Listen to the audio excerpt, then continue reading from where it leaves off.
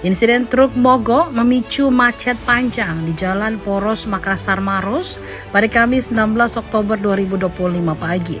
Pemicunya sepele, satu unit truk pengangkut barang mogok, as roda belakangnya patah. Warga sekitar menduga truk sedang nomor polisi DD87KV overload atau melebihi kapasitas muatan. Insiden terjadi tidak jauh dari unit layanan jembatan timbang Macopa, kilometer 31 Makassar Maros. As roda belakang truk diduga patah karena kelebihan muatan.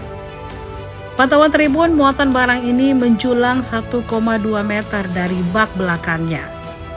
Efeknya memang parah. Ratusan kendaraan antri mulai di depan unit pelaksanaan penimbangan kendaraan bermotor atau UPPKB Macopa hingga di depan Rumah Sakit Buta Salewangang Maros.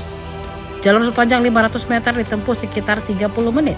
Pekan lalu insiden serupa juga terjadi di poros yang sama.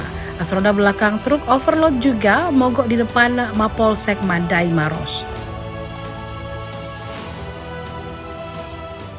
Download Tribun X sekarang, menghadirkan lokal menjadi Indonesia.